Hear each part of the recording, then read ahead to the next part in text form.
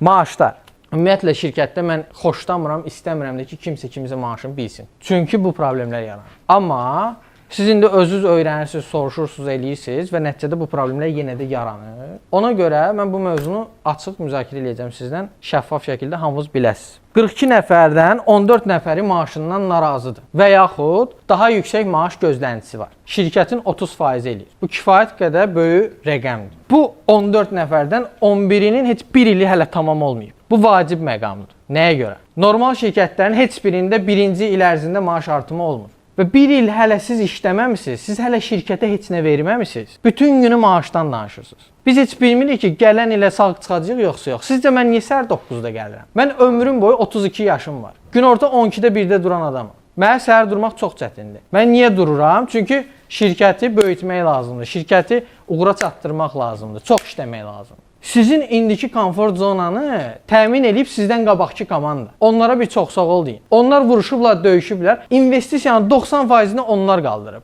Siz cəmi 100 min investisiya qaldırmısınız, maaşımı artır deyirsiniz. Maaş artırma səbəbləri fərqlidir. Hal-hazırki maaşı 600 manatdır, istəyi gözləntisi 1500 manat. Hal-hazırki maaşı, başlayanda bizə maaşı 850 manat idi, indi 1200 manatdır. Bir il hələ tamam olmayıb, artım olub. 1530 manat gözləntisi var. Yəni, gəldiyi vaxtdan bir il tamam olmayıb, 2 dəfə çox maaş gözləntisi var. Sual olunur, bu adamların maaşı 1500 manat olmalıdırmı? Cavab odur ki, bəli.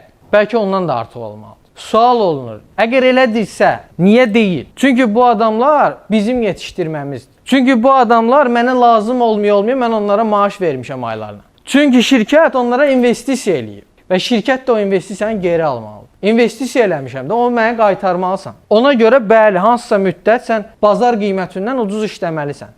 Bunlar deyir ki, mən 6 ay, 7 ay öyrəndim. Mən indi çıxsam, getsəm başqa şirkətə bu maaşı alaram. Bəli, alarsan. Amma mən səni onun üçün böyütmüşdüm. Onun üçün böyütməmişəm axı sən. Mən səndə potensial görmüşəm, sənə inanmışam, sənə investisiya eləmişəm. Zəhmət çək, onu qaytar da. Nə vaxt qaytararsan, bir yerə qədər görəcəm ki, bundan qabaq götürdüyün borcları qaytarmısan. Deyəcəm, tamam, indi sənə bu qiyməti verirəm. Onu nəzərə almırsınız.